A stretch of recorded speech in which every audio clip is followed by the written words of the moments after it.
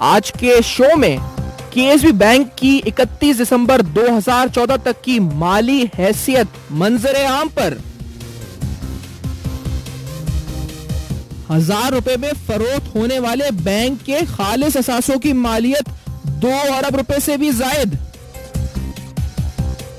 KSB bank के पास 28 अरब रुपए से जायद लिक्विडिटी मौजूद थी। सिर्फ शकरगंज फूड में सरमायाकारी की मालियत 6.5 अरब रुपए थी। क्या बैंक की फरोख्त में मुलव्विस जालसाज अनासिर बेनकाब हो सकेंगे?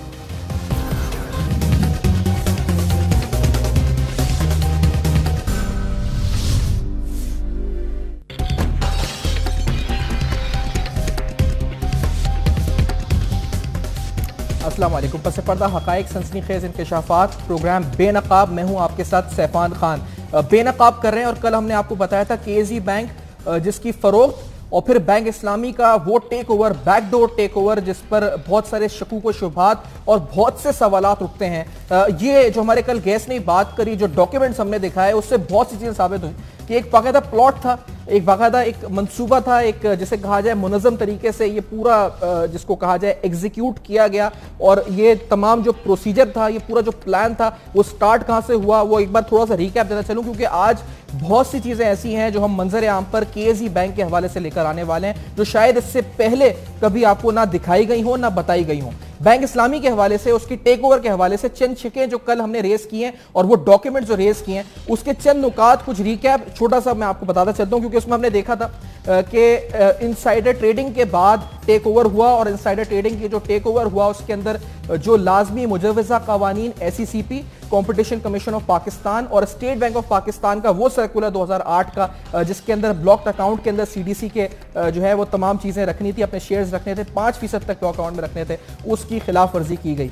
इसके साथ साथ ये जो आपको डॉक्यूमेंट्स की सूरत में हम दिखा सकेंगे, जो बैंक इस्लामी के हमने आपको वो बेनामी अकाउंट्स दिखाए हैं जिन बेनामी अकाउंट्स के नाम पर ये शेयर्स खरीदे गए, जो एक बिजनेस ग्रुप के शेयर्स हैं। और इस बिजनेस ग्रुप की फैमिली ने जो है ये बेसिकली ये बेनामी अकाउंट, बेनामी ट्रांजैक्शंस करके ये तमाम शेयर्स इनसाइडर ट्रेडिंग के जरिए एक डायरेक्टर के थ्रू बैंक इस्लामी के अपने स्टेक्स को 14% से 36% तक बढ़ाया।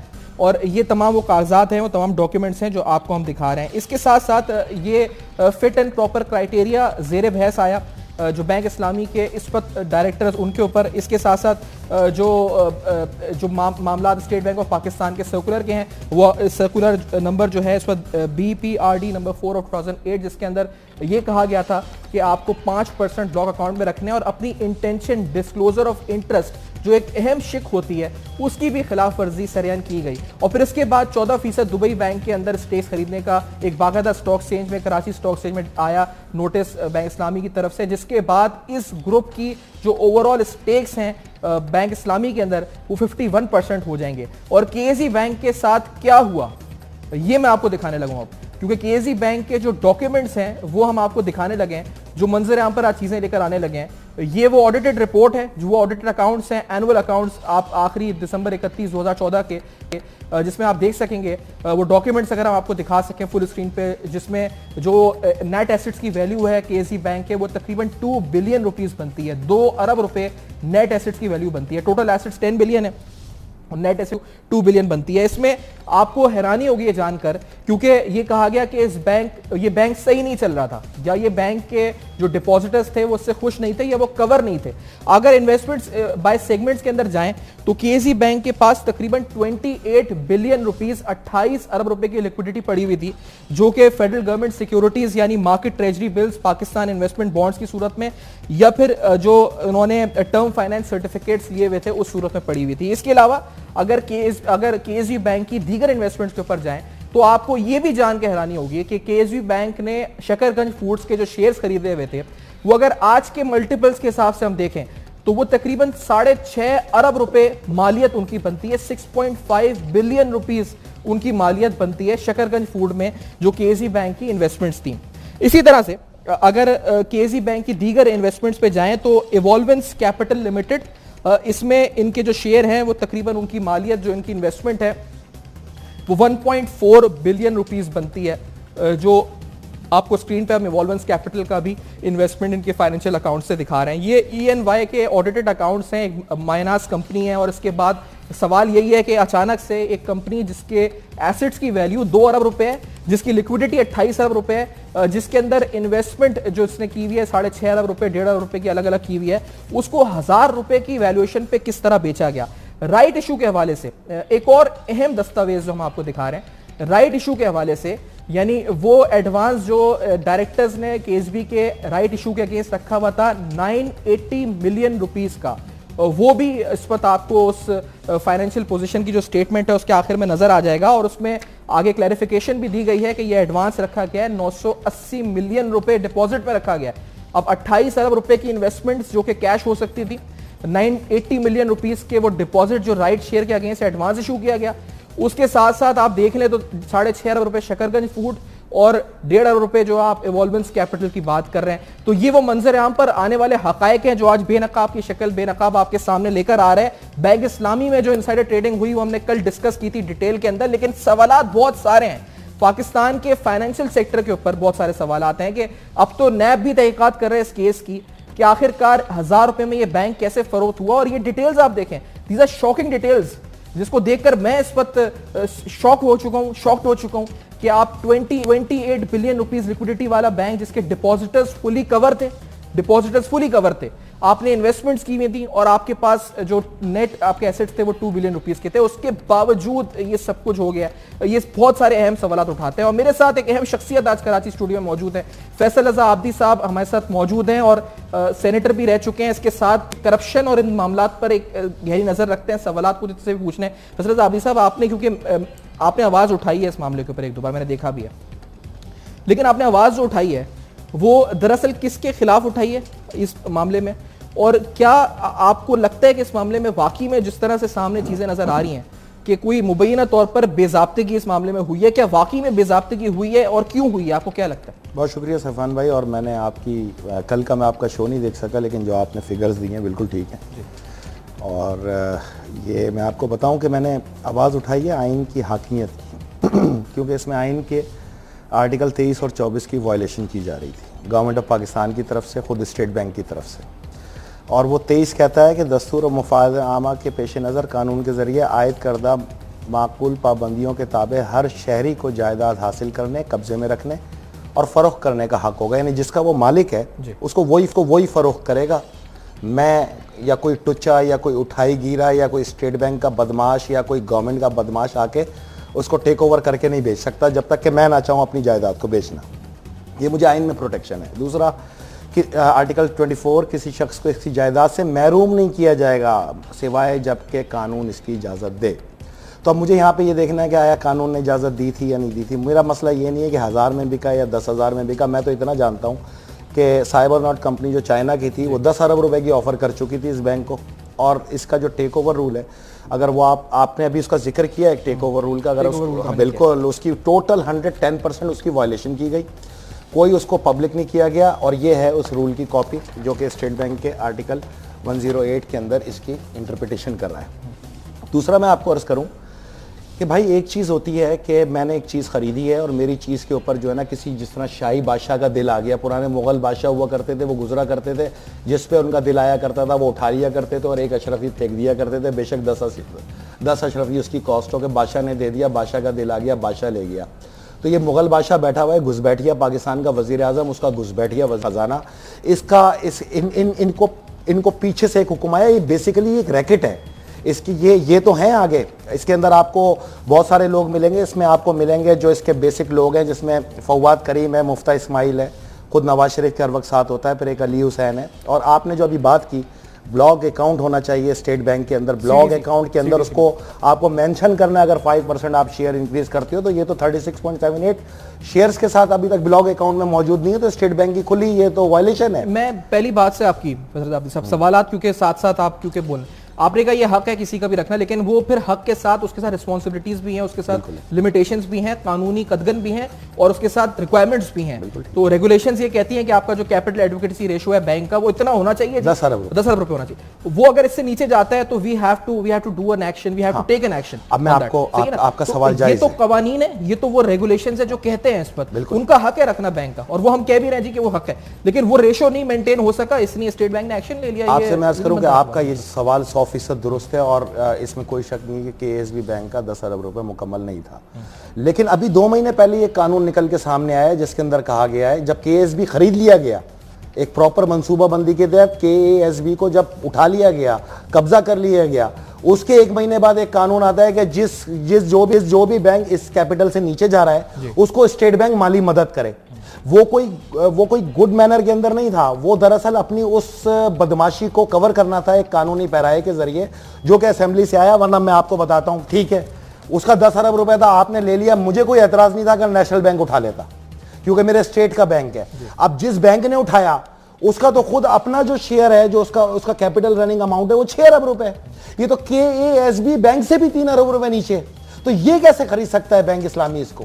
और बैंक इस्लामी के बाद जो सिल्क बैंक है उसका तो उससे 1 अरब रुपए ऊपर है, 8.5 अरब रुपए। जो दुबई इस्लामिक बैंक है वो भी नीचे है, 7.43।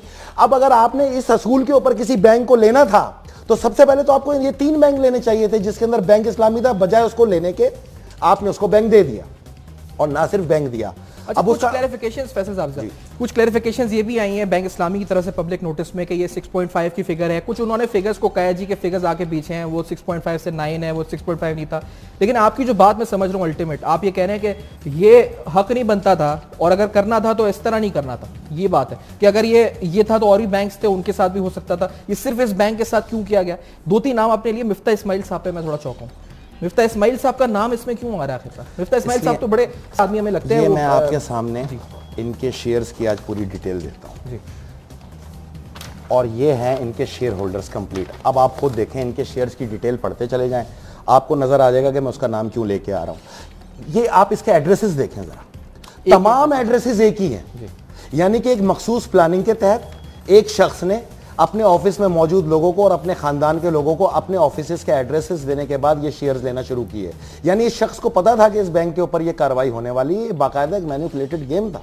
अगर मैं और आप जाके शेयर लें या पाकिस्तान के अंदर शेयर ऑप्शनल करें तो मेरी बात समझ में भी आती है, लेकिन अगर एक ही एड्रेस के ऊपर तमाम शेयर्स उठाए गए तो इस शेयर्स की कुल मालियत हो गई 36.75%। मैं तो ये पूछ रहा हूं, मैं ये नहीं कह रहा कि तुमने ले लिए, चलो तुमने ले लिए, मैं तो ये कह रहा हूं ये ब्लॉक अकाउंट में क्यों नहीं है स्टेट बैंक के? अब इस पे स्टेट बैंक का जो गवर्नर है, जो उसका स्टाफ है, वो जिम्मेदार है, वो इस चीज का जवाब देगा कि आया ये ब्लॉक अकाउंट में क्यों नहीं है या टेक ओवर रूल को फॉलो क्यों नहीं किया गया। ये जो है, ये आप कह रहे हैं कि ये एक फैमिली है, इस पर एक बिजनेस ग्रुप है जिसके फैमिली मेंबर्स ने ये बेनामी जो शेयर्स, अब बेनामी क्योंकि ये बेसिकली एक डायरेक्टर है, उनके फैमिली मेंबर्स हैं, उनके एड्रेसेस वेस्ट। अगर ये इसको एड्रेसेस को आगे पीछे कर लेते तो शायद मैं ये गुफ्तगू ही नहीं करती। लेकिन इसमें एक उनकी कंपनी मिफ्ता इस्माइल साहब जो जिस कंपनी को वो ओन करते हैं, वो कंपनी जो ऑलरेडी कहा गया इसमें लिखा है कि उनके पास 25% बैंक ऑफ खैबर के भी शेयर्स हैं। मैं तो आपको ये इस्लामिक बैंक के जितने लोग हैं, जितनी इनकी एफआईआरस हैं, वो आने वाले में डिटेल दूंगा। आपको जान के खुशी होगी ये अब्स काउंटर्स हैं। अच्छा, आपके 3 से 4 बैंक के मालिकान पाकिस्तान में अब्स काउंटर हैं।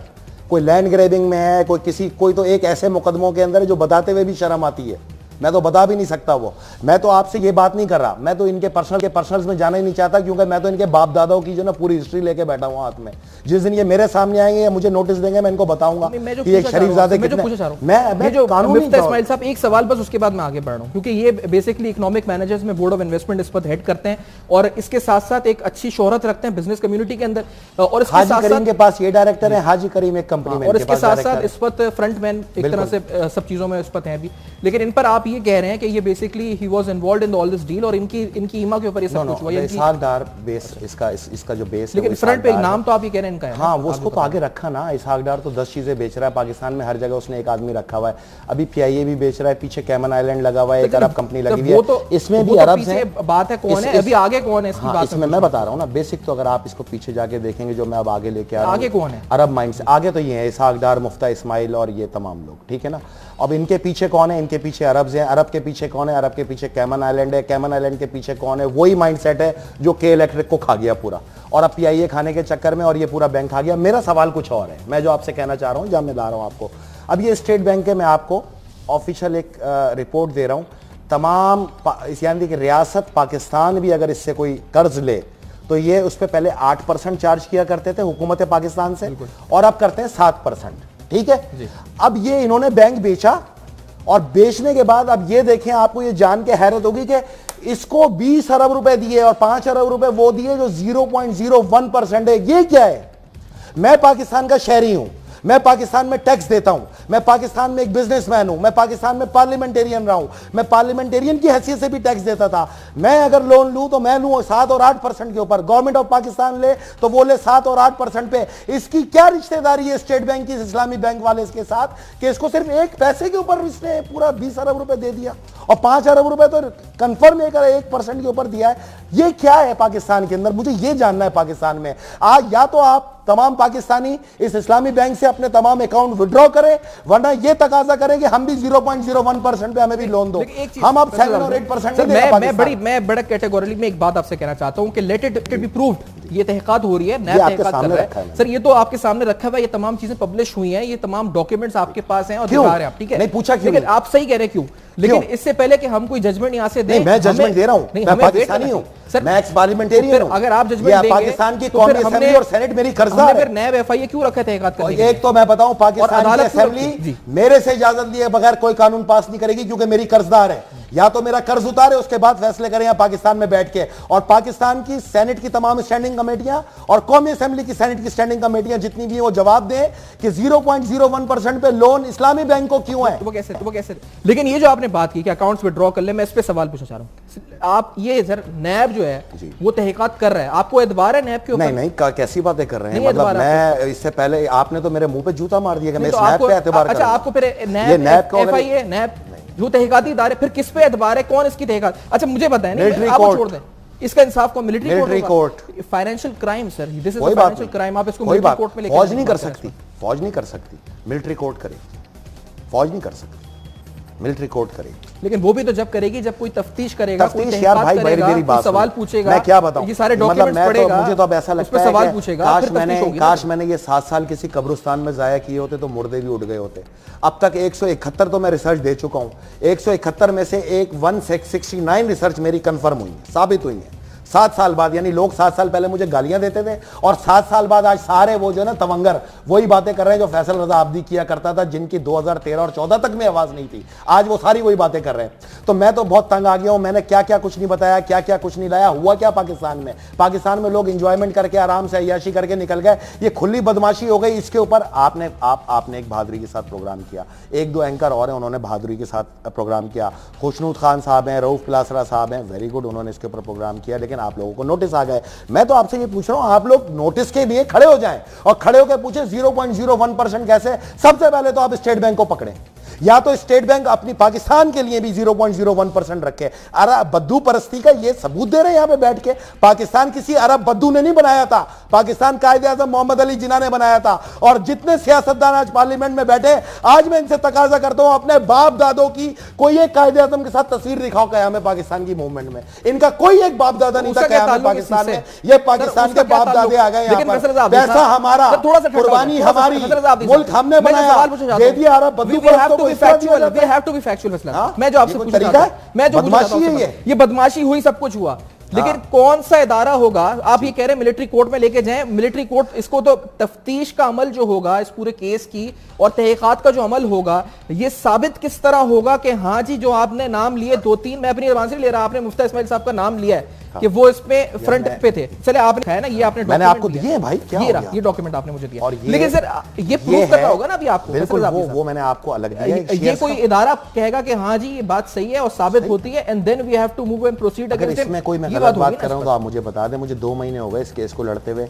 और मैं सिर्फ इसलिए लड़ रहा हूं ताकि किसी और पाकिस्तानी की जायदाद के ऊपर इस तरह डाका ना डाला जाए। मेरे पास तो है नहीं, लेकिन जिनके पास है वो होशियार हो जाएं। उसकी वजह मैं आपको बताऊं, हजारों शेयर होल्डर थे भाई स्टॉक के अंदर इसके, ठीक है, हजारों, उसमें आधे थे चाइनीज, इस पे मारा क्यों गया है डाका, ये मैं आपको वजह बता देता हूँ। ये बड़ी इंपॉर्टेंट बात है हमारे लगे, लेकिन I have to take a break. हम आज एक इंपॉर्टेंट मामले को आप रख रहे हैं और डॉक्यूमेंट्स के साथ रख रहे हैं। मैं सिर्फ जब मैं आने लगा हूं ब्रेक के बाद, तो मैंने जिस तरह बताया कि जो सवालात हमारे जहनों में हैं वो जहनों में इसलिए हैं कि जिस बैंक की लिक्विडिटी 28 बिलियन पे स्टैंड करती है, जिस बैंक की इन्वेस्टमेंट 6.5 बिलियन रुपीस आज के मल्टीपल्स के हिसाब से शकरगंज फूड्स में है, जिसकी इन्वेस्टमेंट इवॉल्वेंस कैपिटल के अंदर 1.4 बिलियन रुपीस आज के मल्टीपल्स के हिसाब से है, आखिरकार वो इतने सस्ते में, और इतने सस्ते में तो लौकी टिंडे भी नहीं मिलते आजकल 1000 रुपए में। एक ब्रेक के बाद बेनकाब दिखते रहेगा।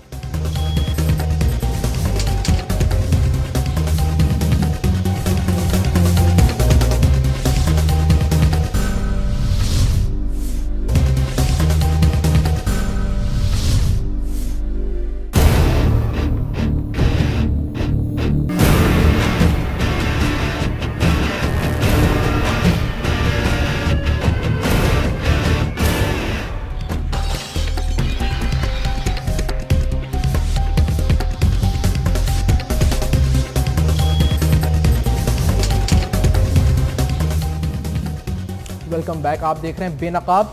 बेनकाब में अहम सवालात उठा रहे हैं बैंकिंग इंडस्ट्री के अंदर होने वाले हालिया केसी बैंक का जो इस वक्त पूरा आप कहें कि एक ट्रेजेडी हुई है बहुत बड़ी, लेकिन नैब इसकी तहकीकात कर रहा है और कुछ अहम तहकीकात में पेशरफ भी हो रही है।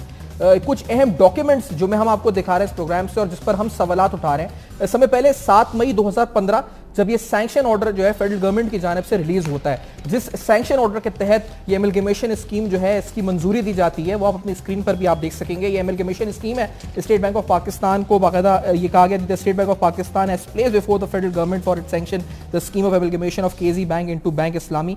डेट देखना बड़ी इंपॉर्टेंट है, ये डेट है 7 मई 2015। कल जो हमने आपको चाइनीज इन्वेस्टर की गुफ्तगू सुनवाई थी जो इस बैंक में जो $100 मिलियन तक की इन्वेस्टमेंट करना चाहते थे, उन्होंने कहा था कि पहली जो हमारी जो इन्वेस्टमेंट की इंस्टॉलमेंट थी वो $20 मिलियन की, और वो मई 2015 यानी उन्होंने ये 7 मई का सैंक्शन ऑर्डर है, तो उन्होंने कहा था 13 मई या 14 मई तक जो हमसे अब तक से खुसूसी गुफ्तगू चाइनीज इन्वेस्टर ने की थी, तो $20 मिलियन एक चाइनीज बैंक की ब्रांच कराची में उसके थ्रू वो पाकिस्तान में ट्रांसफर करेंगे, जो पहली इंस्टॉलमेंट होगी इस सिलसिले में $20 मिलियन की। तो ये सैंक्शन ऑर्डर उससे पहले ही आ गया 7 मई 2015 को, जो हम आपको दिखा रहे हैं, जो जारी किया गया। इसके अलावा एक ट्राई पार्टी एग्रीमेंट वो भी आपको दिखा देते हैं। वो एक मायनाज audit company state bank of Pakistan और केएसबी बैंक के दरमियान हुआ, जिसकी टोटल फीस जो मुकर्रर हुई वो 20.5 मिलियन रुपीस, जिसकी 3 इंस्टॉलमेंट्स हैं। On mobilisation 5.5 million rupees, on submission of final due diligence report 7.5 million rupees, और सब में अहम बात यह है जो 20 मिलियन रुपीस हैं कि for the successful performance of the services the fees would be paid by KSB bank. 20.5 million rupees would be paid by KSB bank, ये इन्होंने कहा। और इसके साथ जो मैंने आपको बताया कि इन्वेस्टमेंट्स हैं और जो लिक्विडिटी पोजीशन है, जो अहम तरीन बात है इस पूरे प्रोग्राम में जो हम आपको दिखा रहे हैं, कि ये जो बात की जाती है कि केएसबी बैंक बहरान में था, हाँ अपना रेशो मेंटेन नहीं कर पा रहा था, लेकिन जो केएसबी बैंक की लिक्विडिटी थी या डिपॉजिटर्स का कोई चेक डिफॉल्ट नहीं हुआ था, डिपॉजिटर्स जो थे वो खुश थे, उनकी तमाम जो मामला थे वो कवर्ड थे, डिपॉजिटर्स फुली कवर्ड थे। ये वो आप देख सकते हैं जो 28 बिलियन रुपीस में कह रहा हूँ कि लिक्विडिटी थी इनकी, जो मार्केट ट्रेजरी बिल्स के अंदर, पीआईबीज के अंदर, टीएफसीज के अंदर इन्होंने जो है इस वक्त इन्वेस्टमेंट की हुई थी। इसके अलावा जो है कुछ लिस्टेड और अनलिस्टेड कंपनीज में जो उनकी इन्वेस्टमेंट थी वो आप स्क्रीन पर देख सकते हैं, जो 28.4 बिलियन रुपीस टोटल बनती है। ये इनका जो था, जो ये वो इनकी इन्वेस्टमेंट्स हैं, ये वो इनकी जो कैश फ्लो के हवाले से लिक्विडिटी के सवाल उठते हैं, वो सारे इंपॉर्टेंट है। फैसल आबिद साहब, आपने कहा कि इसके पीछे कोई बड़ी स्कीम थी, क्योंकि मैंने चाइनीज इन्वेस्टर का हमने हवाला दिया, बिल्कुल मैं आपको, तो ये कोई मसला कुछ इधर से था, कोई और ताल्लुक? पहले तो एक बहुत अच्छा पॉइंट उठाया, गालिबन 2 करोड़ और 5 लाख रुपए इसकी फीस दी गई इसकी वैल्यूएशन को निकालने के लिए, और कंपनी का नाम था फर्गूसन, और ये फर्गूसन कंपनी जो है ये अफगानिस्तान में ब्लैक लिस्ट है। 2 करोड़ 5 लाख रुपए फीस लेने के बाद उसने पूरे बैंक की जो मालियत निकाली वो 1000 रुपए निकाली, तो अब आप खुद समझ जाएं कितनी वेल नोन कंपनी है। वाकई सही अफगानिस्तान में ब्लैक लिस्ट किया था। ये हैं डायरेक्टर मुफ्ता इस्माइल इसके अंदर, ठीक है, इस्माइल इंडस्ट्रीज लिमिटेड के अंदर, ओके, ये ग्रुप है इनका पूरा। अच्छा, और ये है हाजी करीम साहब की कंपनी, जो मैंने आपको शेयर होल्डर की एक अलग डिटेल दे दी है। इसको अब आप रुक जाएं। अब मैं आपने ये भी बहुत अच्छी बात की कि एसबी बैंक के ऊपर कोई कंप्लेन नहीं थी, इवन के उनका कोई भी क्रिमिनल रिकॉर्ड नहीं था और बहुत वेल नोन ख़ानदान है पाकिस्तान का। जिस तरह ये नवाज शरीफ के सांडू और सांडे और सुसर और दामाद वेल नोन है ना पाकिस्तान में, इज्जतदार हैं, इसी तरह खादिम अली शाह बुखारी भी एक बहुत बड़ा नाम था पाकिस्तान में और हम सब एहतराम करते हैं। दूसरा मैं आपको बताऊं कि मेरा मसला बहुत छोटा और आसान सा है। मैं कह रहा हूं यार आप मुझे, मैं डिफ़ॉल्ट कर रहा हूं, आपकी नज़र में मैं डिफ़ॉल्ट कर रहा हूं और मैं इसलिए डिफ़ॉल्ट कर रहा हूं कि मेरे पास 10 रुपये नहीं है। यही है ना, कानून के मुताबिक मेरे पास 10 रुपये होने चाहिए। मैं बहुत आसान लफ्ज़ों में बोल रहा हूँ ताकि पूरा पाकिस्तान समझ ले। तो मुझसे ये लेके आप नेशनल बैंक को दे देते ना तो मैं आपको सैल्यूट कर रहा होता, लेकिन आप उसको दे रहे हो जिसका खुद सिर्फ 7 रुपये। मतलब ये इससे बड़ी और क्या, कौन सा नैब की बातें कर रहे हैं मेरे भाई? किस नैब की बात कर रहे हैं? नैब करें ना इस पर। मैं 6 साल से पूछ रहा हूँ। ये नवाज शरीफ तो खुद 6 अरब रुपए का डिफॉल्टर है इसके अंदर। आप किस नैब से केएसबी को इंसाफ दिलाने जा रहे हैं? PLD 2000 Zafar Ali Shah versus federation of Pakistan, अगर और उसके उस पे भी 2007 के अंदर इन्होंने जो इसको रिव्यू के लिए पिटीशन डाली और उसके अंदर ऑब्जेक्शन लगा कि वकील का वैलिडेट नहीं था, तो 2007 के अंदर ये इस केस को जिंदा करने गया था। 6 अरब रुपए का डिफॉल्टर आज आपका इलेक्शन भी लड़ा, प्राइम मिनिस्टर का इलेक्शन भी लड़ा, प्राइम मिनिस्टर ऑफिस को भी रन कर रहा है, इसका भाई वजीर आला के ऑफिस को रन कर रहा है। साहब मैं सारी बातें इस पे ना दे सका, मैं जो इस सुप्रीम कोर्ट के फुल बेंच को आप उससे केएसबी को इंसाफ दिलाएंगे। तो फिर आपने कहा जी मिलिट्री कोर्ट्स हैं, ठीक है, वो मेरी बात हुई। मैं उस पर थोड़ा सा आगे पढ़ना चाहता हूँ क्योंकि आप अकाउंटेबिलिटी का काम जो है, मैं एक चीज क्लियर करते जाएं, क्योंकि इसी नैब से, इसी एफआईए से आपकी सिंध हुकूमत जो है इस पर कांपती है नाम से और डरती है। नहीं कांपती, डरती नहीं है। सारे सेक्रेटरीज के जो हैं प्री बिल्स, अरेस्ट वारंट, मेरी बात पे यकीन रखें, प्रोटेक्टिव बिल्स लेके बैठे हुए कोर्ट से, तो वो इसलिए लेके बैठे हुए कि कोई डर है उनको, कुछ है ना। और इसी नैब को डीजी रेंजर्स ने, डॉक्टर आसिम की भी तमाम इंकशाफात जो उन्होंने किए हैं वो रिपोर्ट भेजी है, इसी नैब को भेजी है। तो ये अकाउंटेबिलिटी जो हो रही है, जो नैब कर रहा है, वो कौन करवा रहा है कौन नहीं करवा रहा, मैं सवाल पे नहीं आ रहा सर, लेकिन इदारा तो यही है ना, कौन करेगा कौन नहीं करेगा। मैंने आपको, आपकी बात बिल्कुल दुरुस्त है। आप कह रहे हैं सबको पसीने छूटे हुए, हालांकि मैं आपको बताऊं कि ये मिलबाट का ड्रामा है, कुछ भी नहीं है। ये 2-2 4-4 करके वहाँ से बरी होते जा रहे हैं, आवाम को पता ही नहीं है। बाहर आके ये कह रहे होते हैं हमें तो अदालत ने बरी कर दिया, हमें तो नैब ने बरी कर दिया। अगर आप मेरी बात पे यकीन नहीं रखते तो मैंने आपको नैब के लिए एक टेस्टिंग केस दे दिया है प्राइम मिनिस्टर नवाज शरीफ का, जिसको सुप्रीम कोर्ट के फुल बेंच ने किया। लेकिन अब आप आए इधर, आपने साइबर नॉट की बात की, इन्वेस्टमेंट ग्रुप की। आप साइबर नॉट से राब्ता कायम करें और उनसे पूछें। राब्ता किया, हमने बात की उनसे, हमने बात सुनवाई है कौम को कल पूरी। अच्छा, मैंने आपसे कहा ना, मैंने आपका कल का प्रोग्राम देखा, मैं देखूंगा जाके। 10 अरब रुपए में वो ये बैंक को सपोर्ट करके लेने के लिए आ रहा था। उसके बाद दूसरा बैंक आ रहा था, एक चाइना बैंक कॉर्पोरेशन लिमिटेड। अगर आप वो दिखा दें, मेहरबानी होगी। अगर हम केस ही जीत गए, अगर आप वो केस वो दिखा दें तो हम केस जीत गए। अगर आपने दिखाया, अगर हमारे पास है, चल सकती है इस पर जी, हमारे पास जो क्लिप है सर वो आप सुन लेना, फिर उसके बाद हम बात करते हैं। जो चाइनीज इन्वेस्टर ने बात की है, 7 मई का सैंक्शन ऑर्डर है, जो डेट उन्होंने अनाउंस की है, जो उन्होंने पहली इन्वेस्टमेंट की, वो जरा गौर से सुनिएगा, वो जरा बात सुन लेते हैं दोबारा। Cybernaut, we got this information not very early. Actually, we came to Pakistan and we to do the due diligence, initial due diligence, just a short time, in a very short time. So, but we have been closely contacting State Bank of Pakistan. We also outlined our plan, our investment plan for KSB Bank. We have, also indicated that the schedule, the timeline for the capital injection. There will be actually, first there will be 2 phases of capital injection.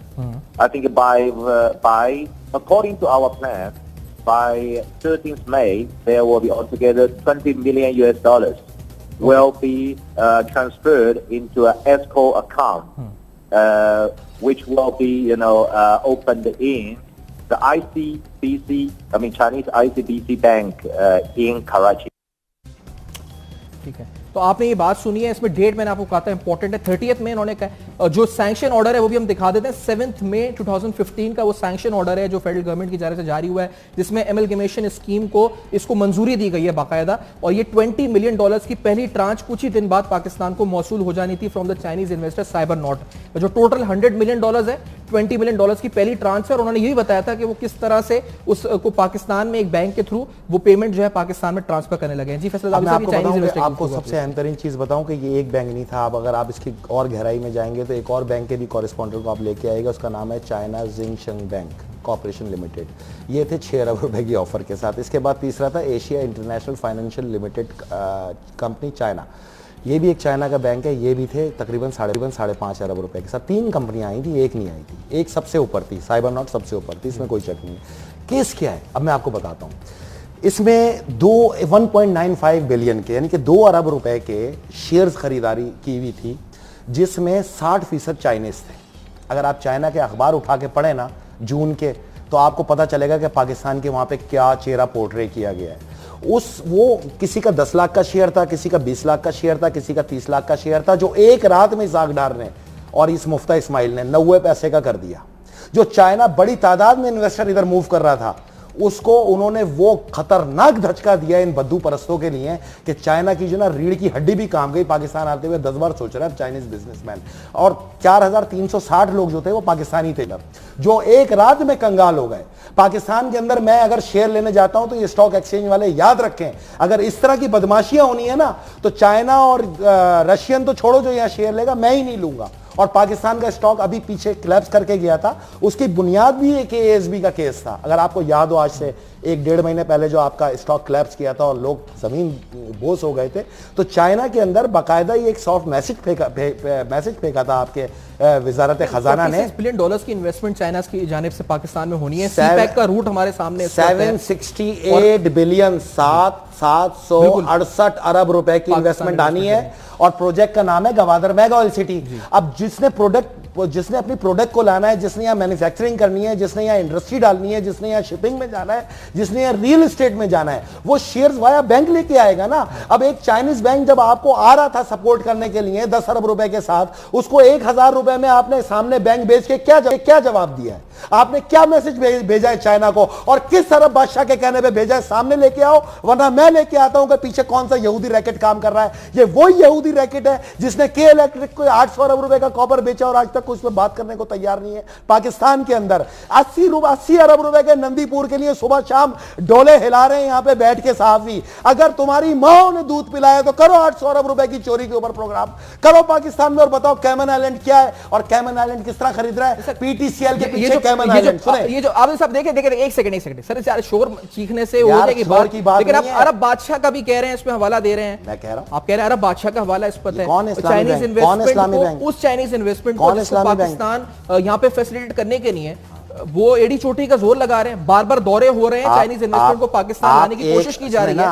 ये case है। अच्छा, इसमें जो सिर्फ 2 minute का सवाल, मेरा एक सवाल है आपसे, मैं इसी बात में, क्योंकि आपने इतनी लंबी बात की है, जो क्राइटेरिया इन्होंने कहा था, जो क्राइटेरिया जिस वजह से इन्होंने कहा कैंसिल की गई, वो क्राइटेरिया इन्होंने ये दिया कि ये ग्रुप जो था इसकी क्रेडिबिलिटी पर सवाल उठाए और इनसे कुछ इंफॉर्मेशन मांगी गई, जो ये इंफॉर्मेशन उस वक्त में और दिया इन्हें 1 या 2 दिन का वक्त है। इसके अंदर आप मेरी बात सुनेंगे, ये क्राइटेरिया देकर यहूदी और अरब ये आप अरब तक ले गए ना बात, ले जा रहा हूं, मैं बता देता हूं आप कहां तक बात मेरे भाई, मैं आपको बता देता हूं इन पे क्या इल्जाम लगाया। नहीं, आप दिखा के भी मुझे डॉक्यूमेंट्स दिखाएं, क्या आप कहना चाह रहे हैं? आप रुके ना, मैं आपको सारे डॉक्यूमेंट्स दिखाता हूं। आप मेरी बात समझने की आपने कोशिश ही नहीं की। उसकी वजह यह है कि शायद मैं गलत हूं या आप गलत हैं। आप इस पे 2 इल्ज़ाम हैं। आपने एक तो बता दिया कि फंड कम है, एक इल्ज़ाम और भी है, वो कोई नहीं बता रहा। जब पाकिस्तान को फंड की ज़रूरत थी 2012-13 में, तो पीपल्स पार्टी की गवर्नमेंट जो है ना, लोगों को टिश्यू से इस्तेमाल करके फेंकने की आदी है। तो ये वाहिद बैंक था केएसबी बैंक जिसने पाकिस्तान को ईरान से फंड ला के दिए थे। अच्छा, 0% पे, और अब तक हमने $300 मिलियन दबाए हुए हैं वहां बदमाशी में, अरब के कहने पे। ये सजा दी गई है इसको ईरान से कॉरेस्पॉन्डिंग करने की, और ये खुद स्टेट बैंक के ऑफिशियल का बयान है जिसमें वो ईरान से कारोबार करने का बाकायदा इल्जाम आयद करा। इस पे बात करें ना, फिर मैं आपको बताता हूं कैमन आइलैंड और अरब कहां से आता है। हम गलत बात नहीं कर रहे हैं। आपने पीटीसीएल दिया, पीछे अरब। आपने 3G 4G दिया, पीछे अरब। आप पीआईओ, पीछे अरब। आप स्टील मिल बेचने जा रहे हो, पीछे अरब। आपने के इलेक्ट्रिक बेचा, पीछे अरब। और अरब के सारे पीछे कैमन आइलैंड, और उसका एक बड़ा सपूत शौकत अजीज यहां पे आके दाग बेल डाल के गया था। तो मैं आपको जो बताना चाह रहा हूं, मैं ये बताना चाह रहा हूं कि पाकिस्तान के अरबों रुपए के असासे टकों में बेच दिए। और इसमें जो वार किया गया है, ये वाहिद वार इसलिए किया गया है कि ये कहते हैं कि एक दहशतगर्द मुल्क के साथ आपने कॉरेस्पॉन्डिंग की। पाकिस्तान की रियासत ने हफीज शेख ने वो ईरानियन डिपॉजिट फैसला, उनका क्या हुआ? ये है ना, मुझे पता है उनका क्या हुआ। मीटिंग है ना, ईरानियन डिपॉजिट का क्या हुआ?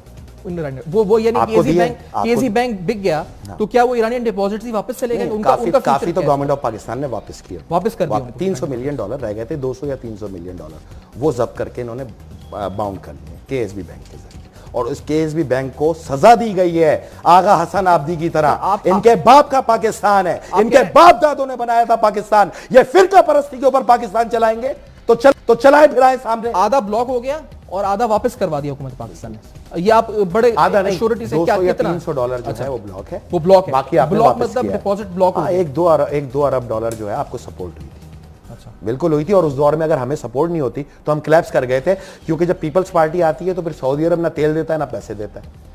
वो तो हमें अपने बाप का राज समझा हुआ है पाकिस्तान को इन्होंने। आपका कोई किरदार था इस इन्वेस्टमेंट को लाने में? नहीं, मेरा कोई किरदार, मैं तो बैंकिंग में कोई किरदार ही नहीं। लेकिन जरदारी साहब की हुकूमत के दौरान, पीपल्स पार्टी की हुकूमत के दौरान ईरानियन पैसा आया इस बैंक के यार अंदर, आपके पास और कहां इस से बैंक पैसा को नहीं आया? इस पैसे इंडिया से आया, ईरान से आया, रशिया से आया, जर्मनी से आया, फ्रैंकफर्ट से आया, हॉलैंड से आया।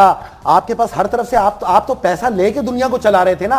मेरा तो रोना यह था कि पीपल्स पार्टी की गवर्नमेंट जब किसी को खड़ा करती है अपने काम के लिए, चाहे वो पीसीओ जज कह के निकाल दिए जाए या केएसबी के ऊपर छुरी चला दिए जाए, आज पीपल्स पार्टी की आवाज कहां है इसके ऊपर? पीपल्स पार्टी ने नहीं लिया था, गवर्नमेंट ऑफ पाकिस्तान ने लिया था। और मैं ये आपको वजीर खजाना की वो मीटिंग दिखा रहा हूं, वो पिक्चर दिखा रहा हूं, तो ऑफिशियल पिक्चर ये मंजर आम पे आई थी।